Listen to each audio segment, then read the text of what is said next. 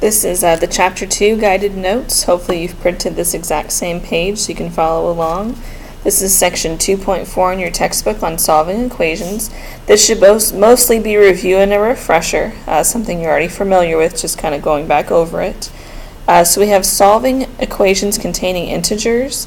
That is something you should already be very comfortable with. If you'd like to review that, please review that on your own. There's extra practice in my math lab for you to go through on your own. We're going to start with solving equations containing fractions, and then we'll also solve equations containing decimals. Those are the two that students struggle with the most. As we go through the notes, you'll probably want a pencil to write with, along with maybe some different color pens or pencils for highlighting different things. You also might want some loose leaf notebook paper if you run out of space on the handout or need some extra room. You can work on some extra paper.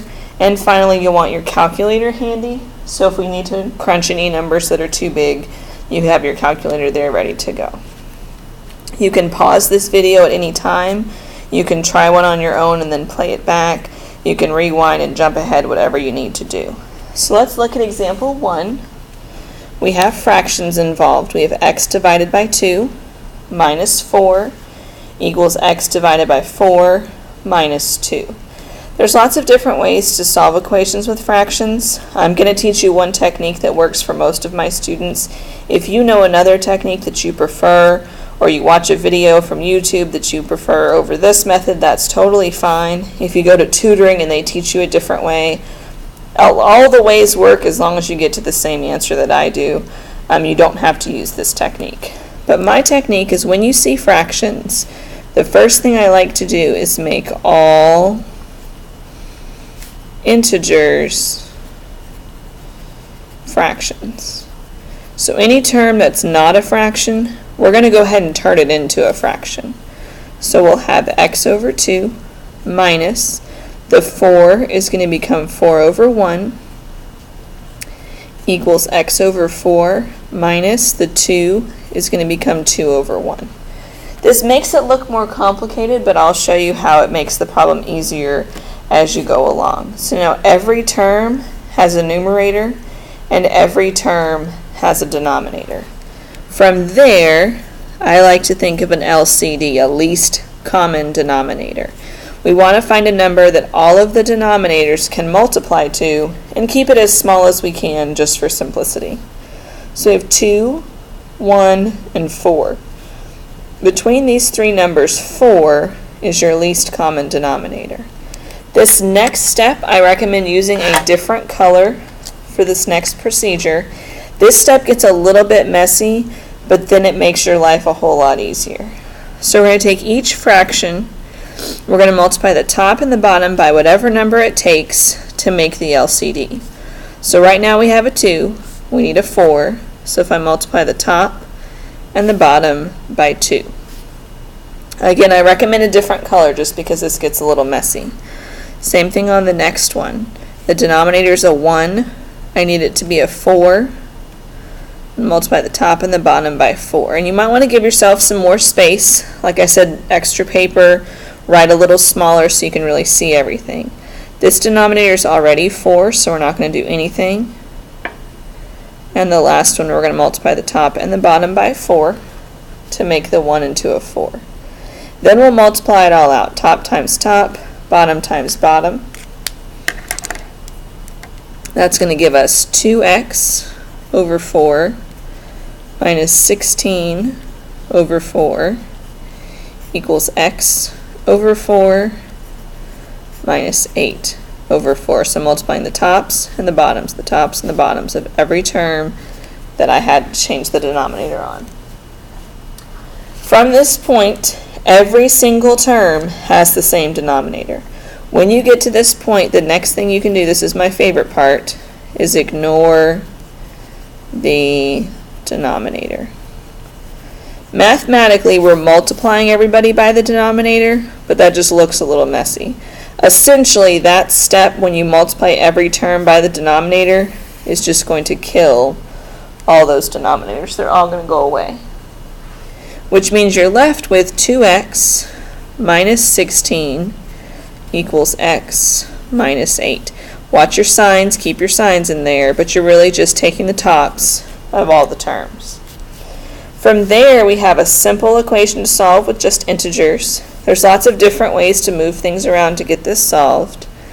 I'm going to add 16 to both sides. That's going to give me, I'm going to write it over here just for spacing, 2x equals x plus 8. So negative 8 plus 16 is positive 8. I'm going to move my x to the other side. 2x minus 1x is just x equals 8. And again, you can use a different technique as long as you get to x equals 8. Using proper mathematics, I'm good to go. Alright, so what I would recommend at this point is pausing the video, trying example 2 on your own, and then playing the video to see if you got it right. I'm going to use the same technique for example 2 here. 3x over 2 plus 1 over 1 equals 3x over 4 minus 2 over 1. I'm going to make everything into a fraction by putting it over 1. I'm going to find that LCD. Again, between 2, 1, and 4, 4 is a good LCD. You could also use 8. It just makes the numbers a little bigger. I'm going to use 4. So you multiply that by 2. Multiply that one by 4. That one's already good. You multiply that one by 4. So then I'm going to multiply it all out. 6x over 4 plus 4 over 4 equals 3x over 4 minus 8 over 4. Once you visually make sure that all the denominators match on every single term, you can ignore them. That gives me 6x plus 4 equals 3x minus 8.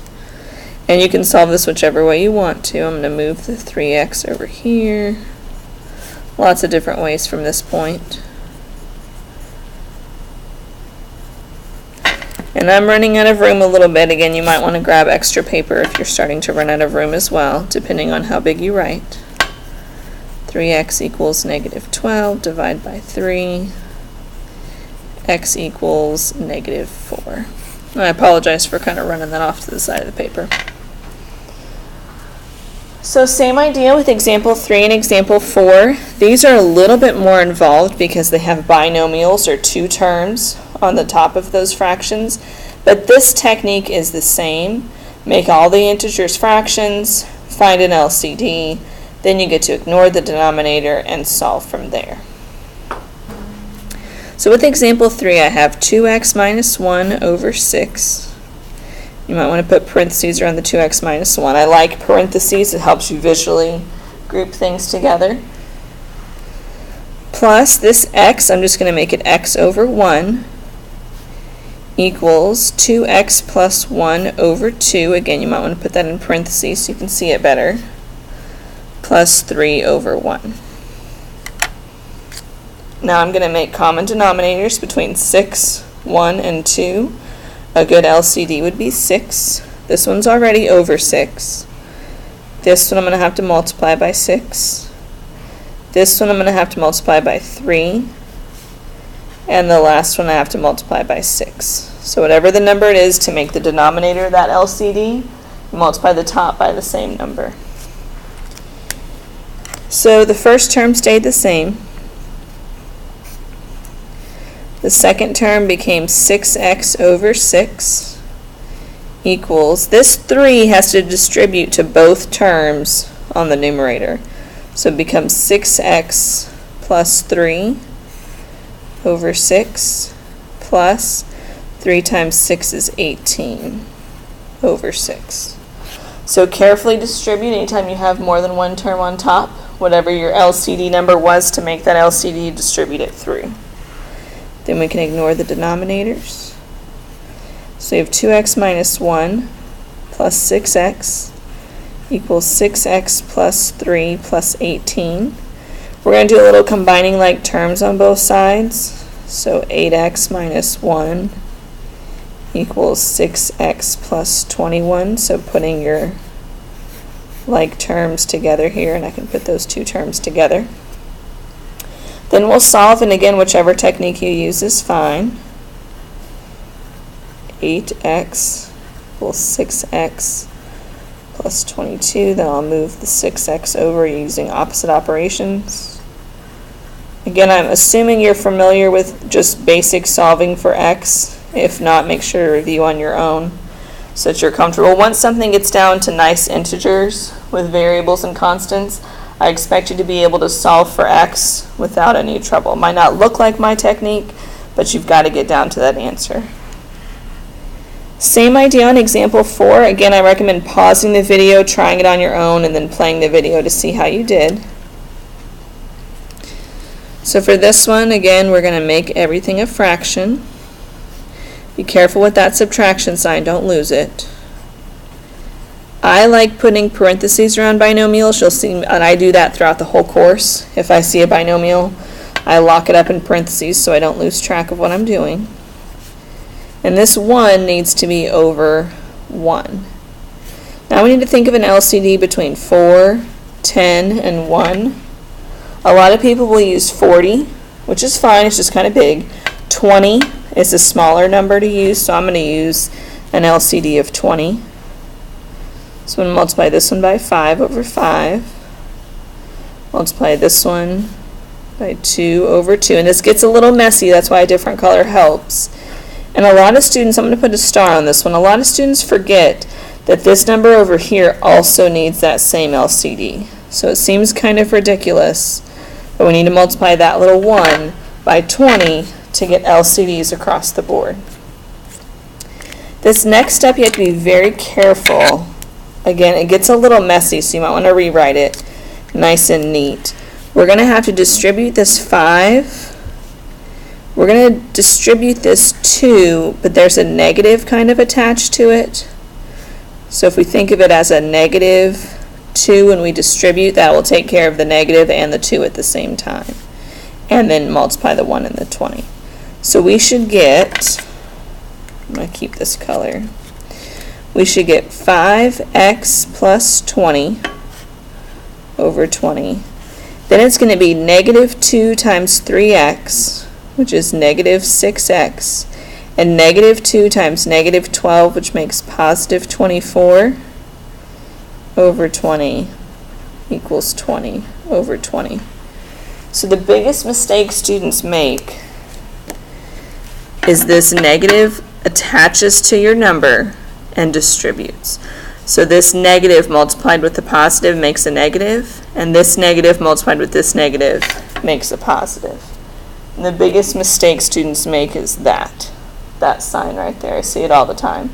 So again, if you need to rewrite it on a cleaner sheet of paper, see it again, use different colors, make sure you really understand why that negative 12 became a positive 24. From here we get to ignore the denominators. We have 5x plus 20 minus 6x plus 24 equals 20. From there we'll combine like terms. It's going to make negative x. Those two put together will make positive 44 equals 20. We'll move that 44. So negative x equals negative 24. We'll divide by negative 1. And x equals positive 24. And again, other techniques can be used as long as you're getting down to the same answer. So there should be some extra practice in my math lab as well with fractions. Fractions are the hardest ones. So really, if you need to see this video again, if you need to find some more examples, just practice with fractions, because that's where students have the most trouble. The bottom of the page is about decimals. Decimals are not as important as fractions. We don't see decimals quite as much, but it is important to know how to work with them. I use a similar technique with fractions. I like to get rid of fractions, and similarly for decimals, I like to get rid of decimals. So let's look at example 5. We have 0.5h minus 2.2 equals 0.25 times h plus 1.1. Few things with decimals. If you have one decimal place and you multiply everybody by 10, it will get rid of that one decimal place. If you have 2 decimal places and you multiply everybody by 100, it will get rid of the 2 decimal places. So a lot of students like to get rid of the decimals, but you have to find the most number of decimal places. So you have to find the maximum number of decimal places across the entire equation. So in the equation. And that sounds easy, but it's also easy to mess it up.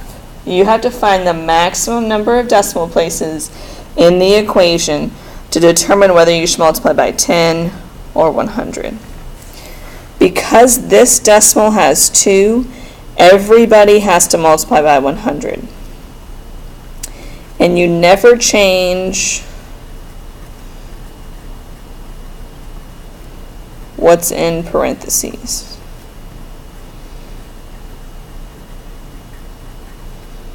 You never change what's in parentheses. So even if there is a decimal in parentheses, we just leave it a decimal. We let our calculator help us out. We don't ever change anything in parentheses. So again, 2 things. Find the maximum number of decimal places in the equation and never change what's in parentheses. So let's look at example 5. We've got 1 decimal place, 1 decimal place, and 2 decimal places. So the maximum number of decimal places here is 2. So we have to multiply everything in the equation by 100. I'm going to multiply this one by 100, this one by 100, and this one by 100. What's in parentheses does not change.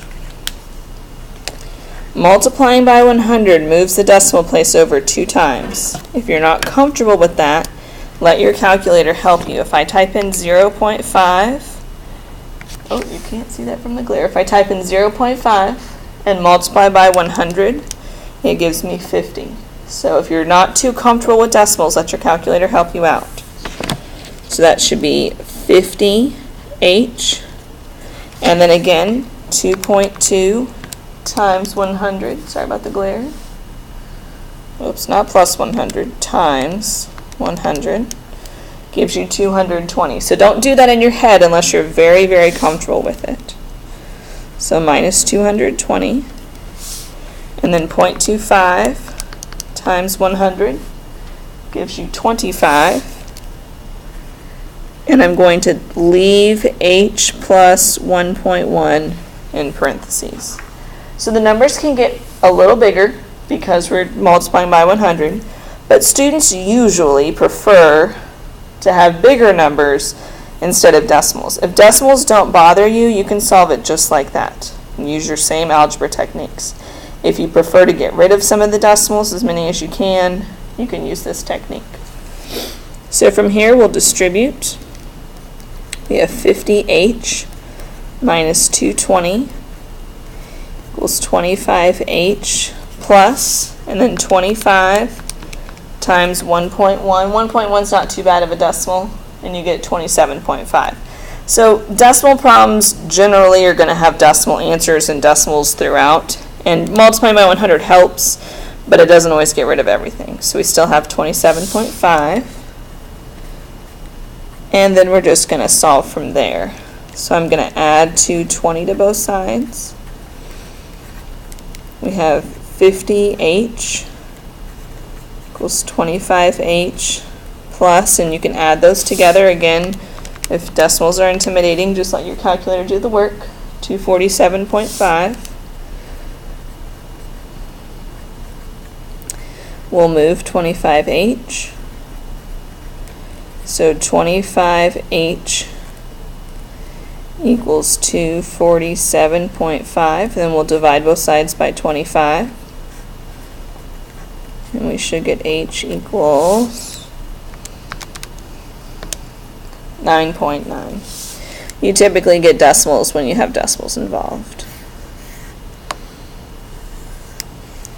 So again, find the max number of decimal places, multiply by that number. Do not change what's in parentheses. If you'd like to pause the video, try example 6 using whichever technique you prefer, and then you can play the video and watch my answer. Alright, so I'm going to count decimal places. I've got 2, I've got 2, got 2, and I've got 1. So the maximum number of decimal places is 2.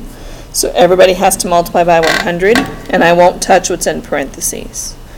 So times 100, times 100, times 100, and even though this only has 1, we have to be fair across the board. Everybody has to multiply by the same thing.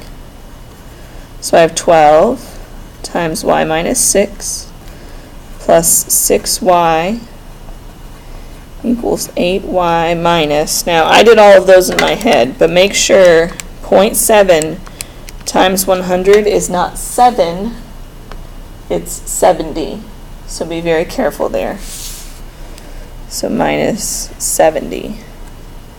I'll distribute my 12y minus 72. Whoops, sorry, plus 6y equals 8y minus 70.